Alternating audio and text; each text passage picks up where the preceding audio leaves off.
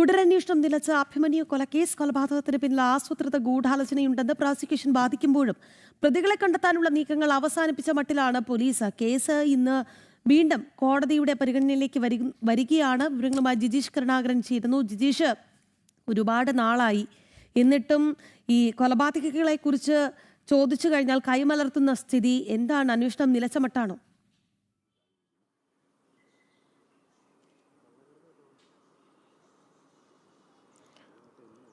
രാഗി, ഇക്കാര്യത്തിൽ അന്വേഷണ സംഘം പൂർണ്ണമായും തന്നെ പരാജയപ്പെട്ടിരിക്കുന്നു, അല്ലെ അന്വേഷണം മുന്നോട്ട് കൊണ്ടുപോകുന്നതിൽ വലിയ വീഴ്ച വരുത്തിയിരിക്കുന്നു എന്നതാണ് അതിലേറ്റവും പ്രധാനം. കാരണം അഭിമന്യു കേസിൽ നേരിട്ട് പങ്കാളികളായ, കൊലപാതകത്തിൽ നേരിട്ട് പങ്കാളികളായ ആളുകളെ മാത്രമാണ് അത്തരത്തിലുള്ള 16 പേരെ പിടിക്കുമ്പോഴും ഈ ഗൂഢാലോചനയിൽ നിരവധി ആളുകളുണ്ട് എന്ന് പലപ്പോഴും പ്രോസിക്യൂഷൻ തന്നെ കോടതിയെ അറിയിച്ച കാര്യമാണ്.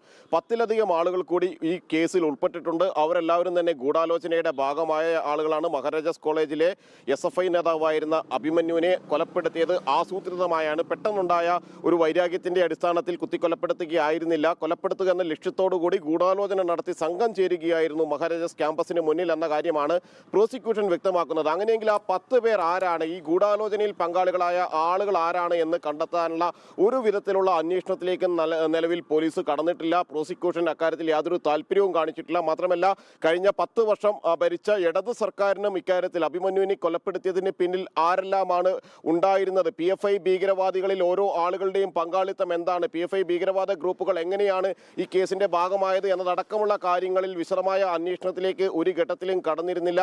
ഒരിക്കൽ പോലും ഈ ഒരു ഗൂഢാലോചകരിലേക്ക് നീളുന്ന അന്വേഷണം എത്തിയിട്ടുമില്ല. പ്രത്യേകിച്ച് ഈ പ്രതികൾ വിടുതൽ ഹർജി നൽകുകയും ഈ കേസുമായി ബന്ധപ്പെട്ട കാര്യങ്ങൾ കോടതിയിൽ എത്തുകയും ചെയ്യുന്ന ഘട്ടത്തിൽ മാത്രം കൂടുതൽ ആളുകൾ ഉണ്ട്, അന്വേഷണം തുടരുകയാണ്, ഈ അന്വേഷണം ഇവിടെ അവസാനിച്ചിട്ടില്ല എന്ന് പറയുന്ന അതേ പ്രോസിക്യൂഷൻ തന്നെ തുടർ നടപടികളിൽ വലിയ വീഴ്ച വരുത്തുന്നു എന്ന് തന്നെയാണ് ഇത് വ്യക്തമാക്കുന്നത്.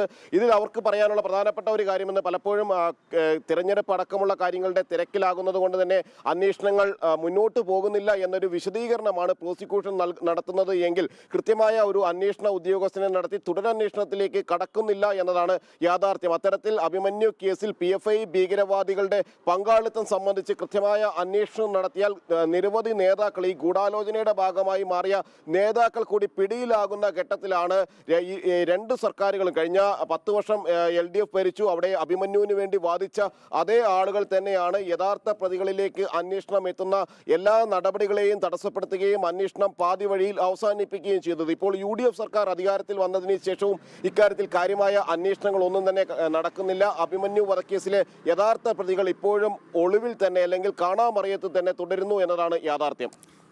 അത് തന്നെയാണ്. PFI ഭീകരർ നെഞ്ചിൽ കത്തിയാഴ്ത്തി ഇറക്കി കൊന്ന ഒരു കുട്ടിയാണ് അഭിമന്യു എന്ന് പറയുന്നത്. ഈ അഭിമന്യു കൊലക്കേസിൽ ഇപ്പോൾ തുടരന്വേഷണം തന്നെ നിലച്ച മട്ടാണ്. കൊലപാതകങ്ങളെ കുറിച്ച് ചോദിച്ചാൽ ഉത്തരമില്ല. ഇതിനു മുൻപ് രാഗി ഈ അഭിമന്യു കേസിലെ നിർണായകമായ ഫയലുകൾ കോടതിയിൽ നിന്ന് നഷ്ടപ്പെട്ടിരുന്നു. അതായത് PFI ഭീകരവാദികളെ സംരക്ഷിക്കാൻ സ്വന്തം, അതായത് ഈ അഭിമന്യു CPM-ന്റെ എല്ലാം നിന്ന് ഒറ്റി എന്ന് വേണമെങ്കിൽ പറയാം, അല്ലേ? കാരണം കൃത്യമായ ഒരു അധികാരമുണ്ടായിരുന്നു, എന്നിട്ടും യാതൊന്നും ചെയ്തില്ല എന്നുള്ളതാണ്.